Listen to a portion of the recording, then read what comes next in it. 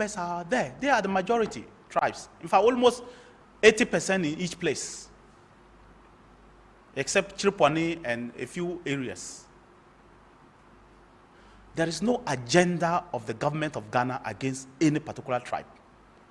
I want to urge people who are going on that tangent to drop it. They are dividing Ghana. It doesn't help us. Volta region, when we want to rank the eastern side, we will go first. The first region on the eastern side, where Volta region is Upper East. 8 plus 199 soldiers. That's 207 soldiers in Upper East. The next biggest is Northern region. 5 officers, 105 soldiers. That is 110 members of the Ghana Armed Forces are in Northern region. The next place is in Northeast. 99 plus 3. 102 soldiers. Before you then come to Volta region, which is 3 plus 95, 98 soldiers. Then you come to OT, which is the last one, is 2 plus 70, 72 soldiers. So I want to let the chiefs and people of the Volta region know that the information the NDC minority, former President John Mahama is feeding them is pure propaganda. It should be ignored. It's pure mischief. It's pure propaganda. We have deployed across the entire country. And the purpose is to aid and support the Ghana Immigration Service to stop people from crossing. Because we have too many unapproved routes. And COVID, the numbers are getting higher and higher and higher. And we will not, and let me repeat, sit aloof and allow our people to die because people are crossing into our country. If people have any reason, whether NDC, MPP, CPP, or any other party has any reason and have the intention of bringing in anybody for whatever purpose, the protocol is very clear. Bring them in through the approved channels. Let them quarantine themselves for 14 days, and then they can do whatever they want to do. But for the people of Ghana, they are concerned about their health. It's my duty to make sure that the people of Ghana are safe. And at this particular time, we are all in danger. So you will have seen the deployments we have done across the whole country. And for anybody to suggest that we just deployed only to Aflao or Volta region is misplaced. It's misinformation. And the person is just seeking for mischief. The people of Volta region, particularly the chiefs and people, will register and register well.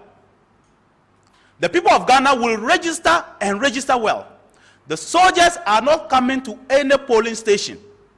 The soldiers will be at the border to stop people from coming in or going out across the whole border. Volta region, OT region, Northern region, Northeast region, Upper East, Upper West, Bono region, Western North, Western region, and Savannah. These are the regions that have borders. And the soldiers are to help the immigration stop anybody from crossing into Ghana or leaving Ghana because our borders are locked to human traffic. What we will accept is cargo. But for human traffic, we will not accept it. If you want to bring any human being, go to the Ghana embassy, register, and that person will come in and spend his time at his own cost, a quarantine period of 14 days. And once we are okay that the person is not COVID patient, is not positive, that person can go. But to think that a responsible government, when the numbers are going up, will sit and fold our hands and allow people just to come in because a particular party wants people to come in, that one will not happen. The soldiers, as I said, are not going to any polling station. On that day, take your Ghana card or take 2 guarantors and go to the polling station and you will register if you are a Ghanaian. If you are not a Ghanaian, you have no business to go there. But if you are a Ghanaian, you will register and nobody will be allowed to stop you. There is a legal basis for stopping people from registering. And the soldiers are not part of that legal basis. They are at the borders and will remain at the borders to ensure that people do not go out and do not come in. I thank you very much.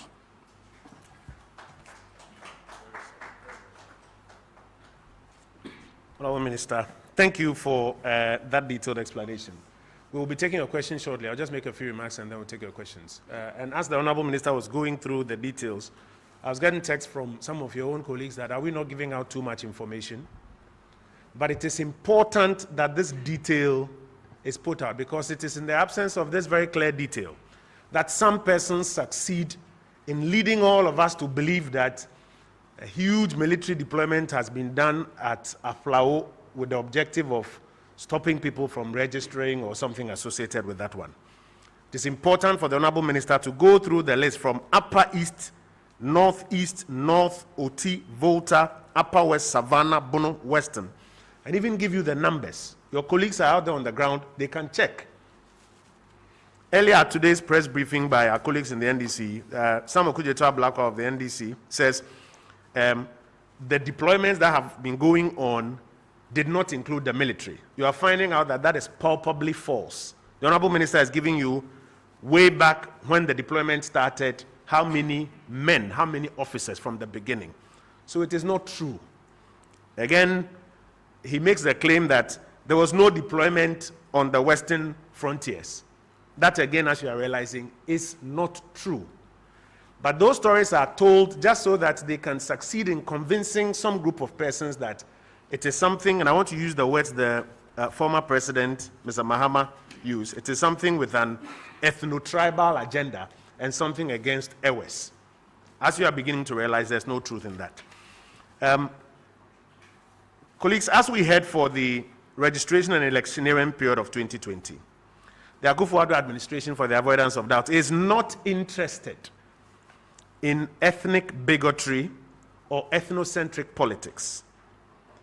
We will continue to urge all political actors to focus on campaigns and conversations that outline how they intend to improve the economy, create jobs, ensure more and more people get incomes and a better quality of life. We strongly, strongly discourage any political group that thinks that it is good to seek to energize its base by whipping up a sense of an attack on any specific ethnic group. We strongly discourage any political group from doing so.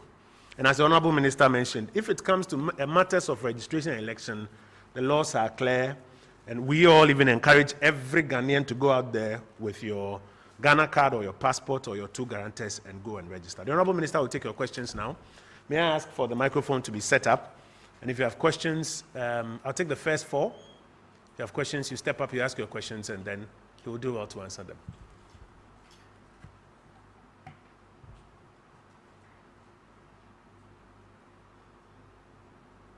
Are there any questions? Yes, sir. Please step forward. Any other takers? 2, 3. Yes, sir. I'll take a final question for this first batch. Any other questioner for this first batch? Can you assist him? Yes.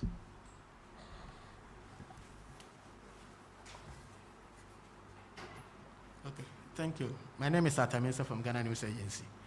I want to find out how long will this truce be at the borders? Then 2, what about the sea? Because recently I learned a Ghanaian flagship was hijacked. And so do you have any plans of deploying people, soldiers to guard our sea for us? Then the president of the Aflao Traditional Council alleged that some of the soldiers have been going house to house, searching homes and brutalizing civilians. How true is it? Thank you. Yes, sir. Jenny, you have reporters in Aflao, correct? You have reporters in Aflao, right? Yeah. So I'm sure they can also do some validation for us. Yes, sir. Go ahead. Okay.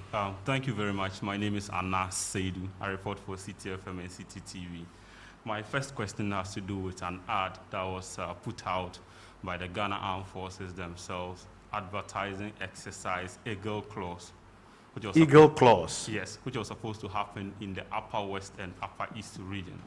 It happened for like a week or two. Yeah. No mention of it was done. There was no mention of it. Is that an exercise or a deployment? It was an exercise that led to deployment to the Upper West and the Upper East regions. Okay. Military men were there. Okay. Secondly, you talked about the chiefs from the Volta region, their statement, the one from the former President Mahama, but you didn't talk about the concerns that were raised by former President Jerry John Rawlings. He raised some issues in his statement. What will be the minister's reaction? Any specific issue you want us to respond to? Almost all the issues that he raised in his statement. For example, so that we are quite clear on which one. I believe you've read the statement. He has raised issues that are in the statement. If the minister would like to pick and choose some, that's fine. But I would like him to react to the statement in totality. Very well. Finally, some of the towns mentioned, let me be specific. For instance, Wa. I don't know of any border, that's any Ghana, Burkina Faso, any other border town that's in Wa itself that we have deployment there. Thank you. As in WA specifically? WA specifically. Okay. So, Minister, we'll bring you WA as well. Thanks. Yes, sir. Yes, my name is John Awuni. I represent Kesben. I just want some clarity. Before this operation were carried out, did they sensitize the traditional rulers in that area, i.e., this is what we are going to do at least to combat the COVID? And again, my question was partially asked though, but I just want to reiterate that post-COVID, are these soldiers going to be there, or after COVID they will get back to the So it fits into the first question of how long will this COVID-related deployment last? Exactly. Thank you. Was there another? I thought we had 4. Honorable Minister, how long will they be there? How about the sea? There are reports that some of them are searching homes. Is that part of their mandate? Has it been validated in any way? Anas is asking about Eagle Claws in Upper West and Upper East, right? Which you haven't made mention of. He's asking whether there's any part of former President Rawlings' statement you want to respond to. And then he wants some explanation on the WA specific, because WA is not a border town. So why WA specific? Then John is asking whether or not there was sensitization of traditional rulers. Thank you very much. First of all, enhance Camp Life, we've given the resources for 3 months. They asked for first 3 months, we have done that. In fact, we are preparing for the second 3 months to give them, because we want to ensure that we stop crime. So the enhanced Camp Life across the whole country is 3 months. We have given them resources as part of it.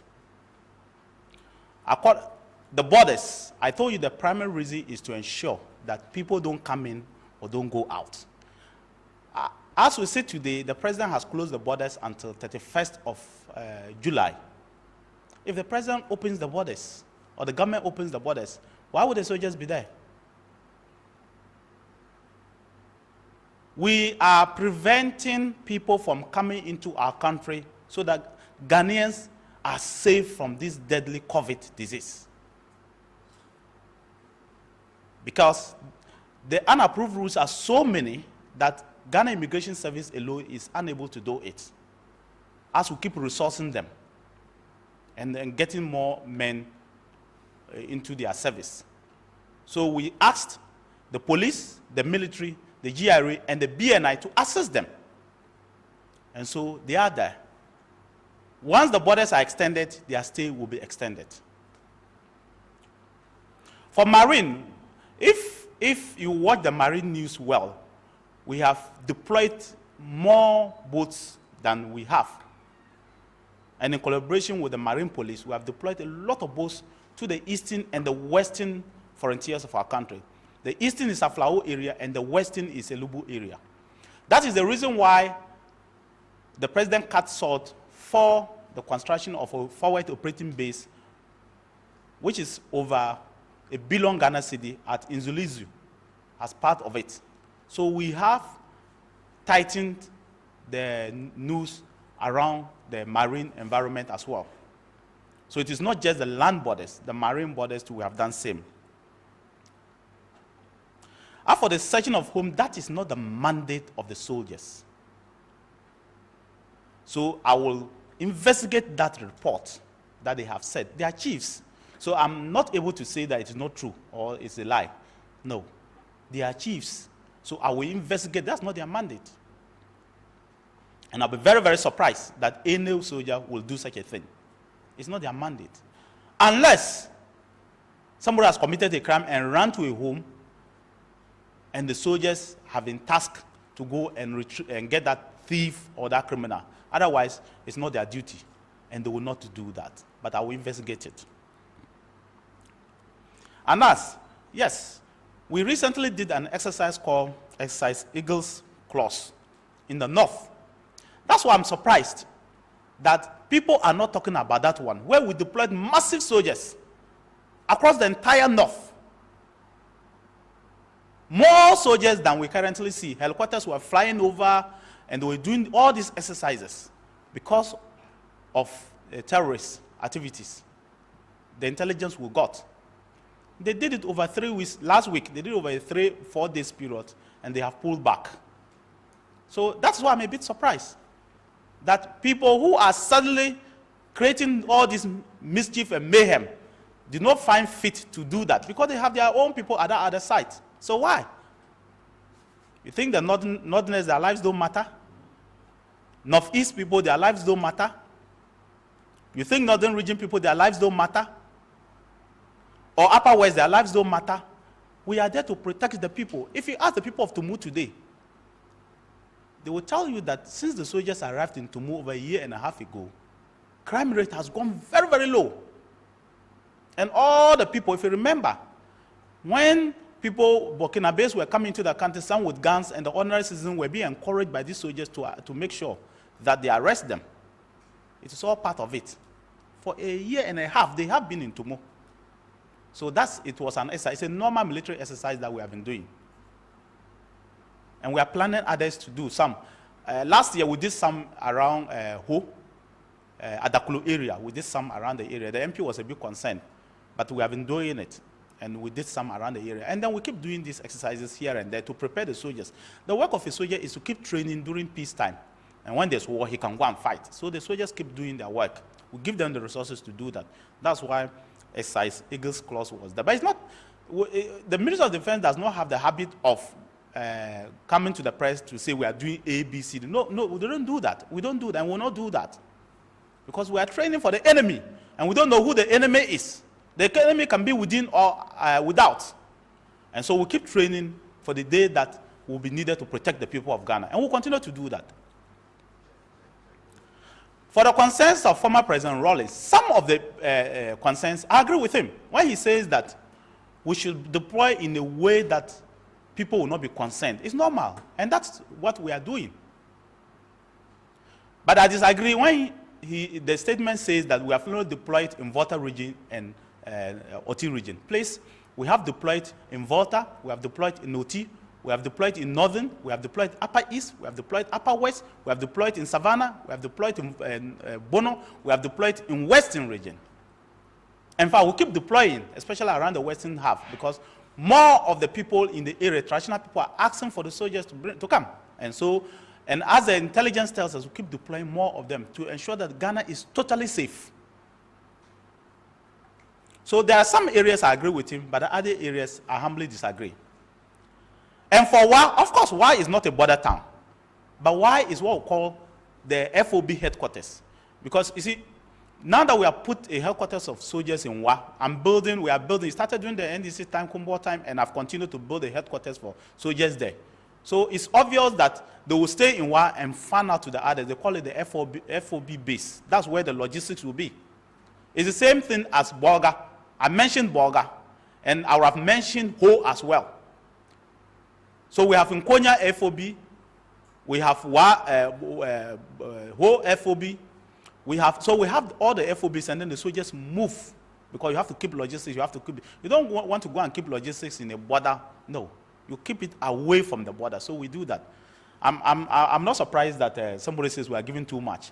But because of this propaganda and fear and ethnocentric agenda, we have to let the people of Ghana know what it is. We have no agenda against any tribe. No. The soldiers normally will interact with the traditional authorities. They have always done that, and they have done that.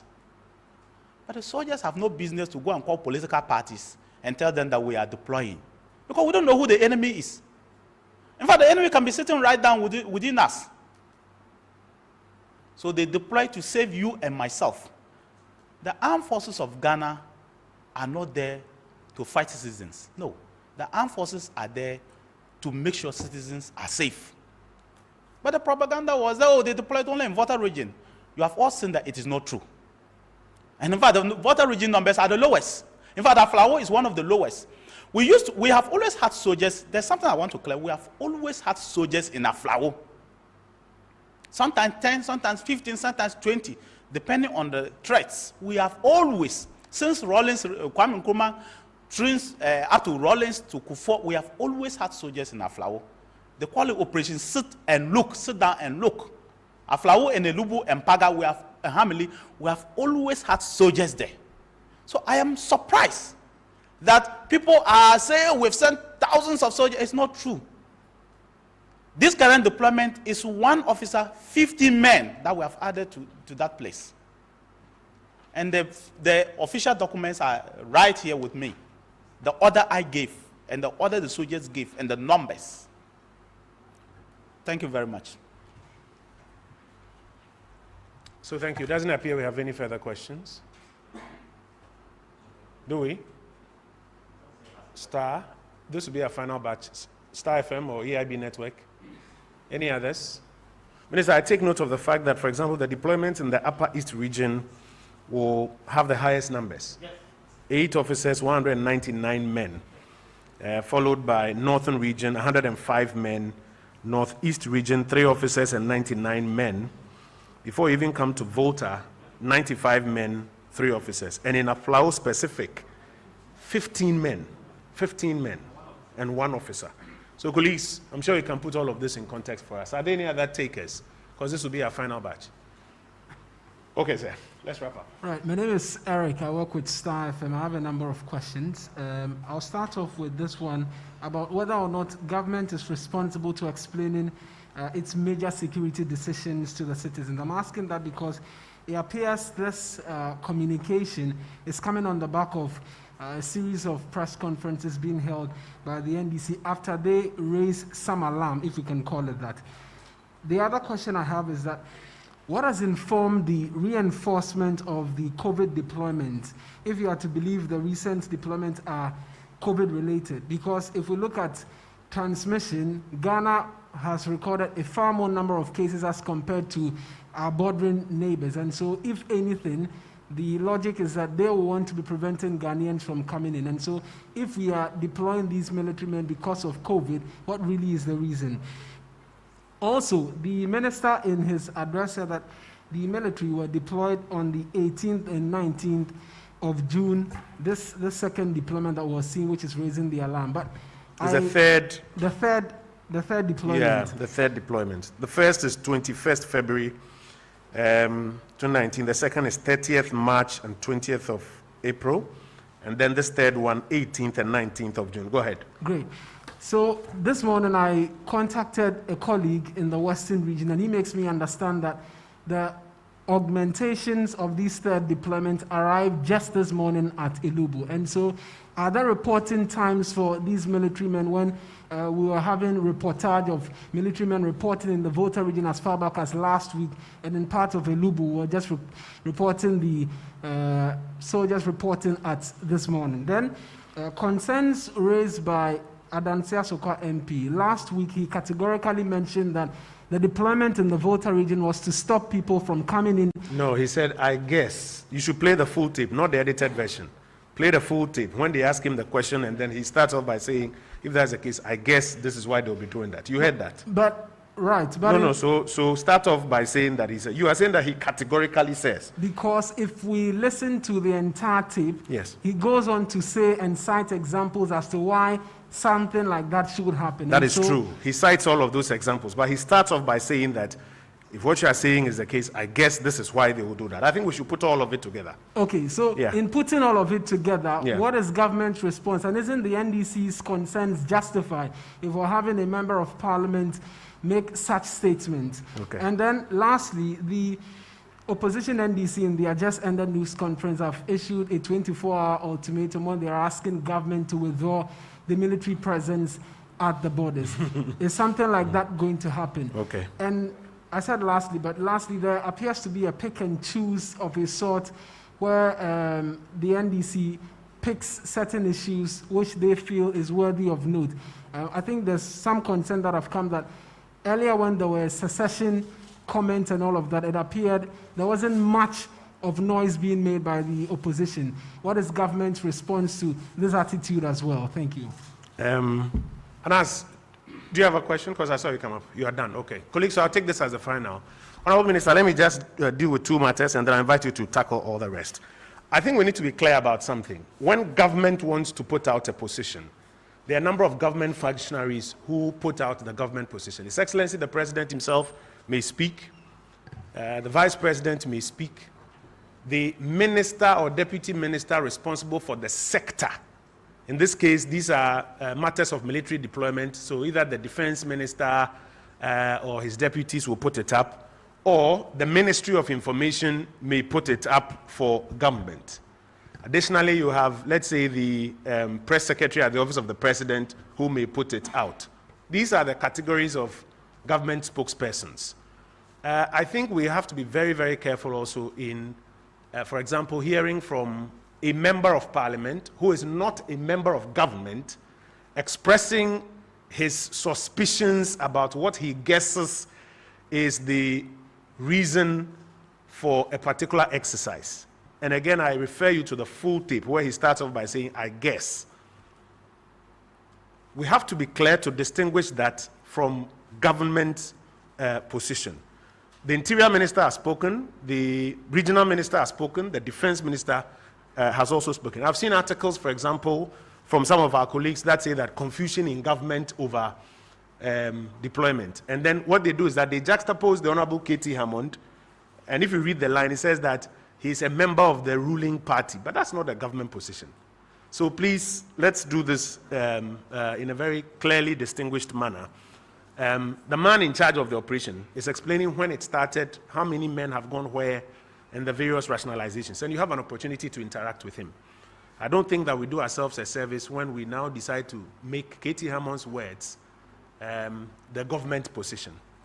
Now, I think we can only say it's interesting. To your question about what does government have to say about this appearance of a pick and choose attitude, where there are some things, you see the minority pretend they haven't seen it, where there are some things, then they have a full-blown press conference on it. And like you mentioned, the issue of secessionist, I don't recall, did the minority do a full-blown press conference on it? I'm not sure they did. But in this instance, you would notice how the temperatures are being stoked up. We only find it interesting. We believe that the people of Ghana will see it for what it is. That will be our only comment. Honorable Minister, please join us.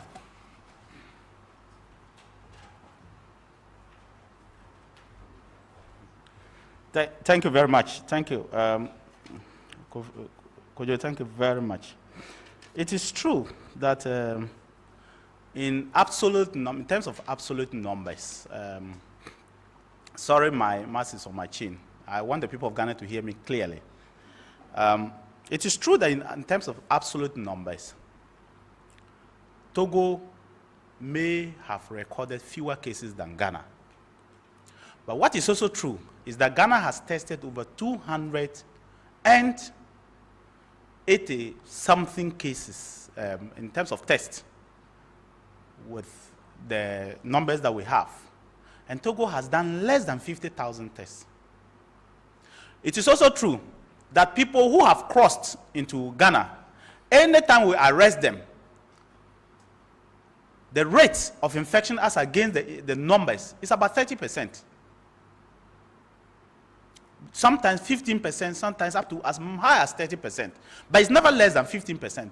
In fact, even the returnees from Kuwait, when we did, it was about 15%. The least we have always had with travelers or people who have come into the country is 10%. But Ghana, the infection rate is 3.5%, sometimes lower than 3.5. So we are concerned about people coming into this country. It is the duty of Togo government to protect their people. It's our duty to protect Ghana. What we are saying is that whether Togolese are free from the virus or not free, we will not allow them into Ghana because our borders are closed. Whether the Ivorians are free from the virus or not, we will not allow Ivorians into our country because our borders are closed. Whether the Burkinabes are free or not, we will not allow them into our country because our borders are closed. That's all we have said. Good luck to them if they have fewer numbers. But as far as we are concerned, our borders are closed. And they were using unapproved routes to come into our country. And any time we get them, we see huge numbers. We don't know what they are doing. But we will not allow our people to die because we have opened our borders for people to come in through unapproved routes. When you ask the military to deploy from 18th and 19th, they deploy in barges. In fact, even this morning, the commander of 6BN was briefing troops as they were moving to their places. So it is not strange if you say that the people have deployed to Elubu. I've just given you the official figures at every place. What I rather thought you should be asking is that why is it that the NDC is saying that nobody is being deployed at the western border? Which you have just confirmed that is not true. You have just confirmed to all the people of Ghana today that they peddled a lie. It's not true. We have deployed at the west, at the east, and at the north, and even at the south. What we are doing is to make the people of Ghana safe by blocking off all the unapproved routes. And as long as our borders are closed, it is our duty as a government to ensure that Ghanaians are safe. And that is what we'll continue to do. As for the 24-hour, which one is the 24? Yeah, 24 hours. Oh, I think that, first of all, they did not even get their facts right. They assumed that we deployed only in Volta region, or specifically Aflao only. I believe that if they are watching this press conference, they will revise their notes. And they should be bowing their heads in shame. Because they lied to the people of Ghana. As we have all been told now, the numbers in Volta region are some of the lowest. In fact, Aflao has some of the lowest. Bogo has more than 45 soldiers. Aflao has about 16. So, when you are giving ultimatum, are you giving ultimatum to those in northeast to also withdraw? Those in northern region to withdraw? Are you speaking for those people as well? What about upper west? So they should withdraw as well. When Tumu people are happy that the soldiers are there. When Boku people are happy the soldiers are there. And they have been there for a year and a half. It's not like yesterday. When Paga people have been with these soldiers for a year and a half, and they haven't complained. Please, like I said, the soldiers and men, the officers and men of the Ghana Armed Forces are to protect all of us. In fact, to be irresponsible for any government, it doesn't matter which government, is to be there and fold their hands and the people of Ghana would die because of COVID. If there was another government other than MPP, it would have been the rightful thing for them to have done what we are doing. When they get intelligence and real facts that people keep coming in. Even under lockdown, 5,000 people were arrested. More than 5,000 people were arrested. And now they're even coming in more. Togo has opened their international airlines, so people come in. What we have said is that if you choose to travel to Togo and think you can sneak into Ghana, we have deployed soldiers, police, BNI, and GRA along the borders. Don't come in. If you want to come in, go to the embassy, register yourself, come and quarantine yourself for 14 days, and Ghanaians have no problem with you. But to sneak in and bring a disease into Ghana is the duty of government to stop them.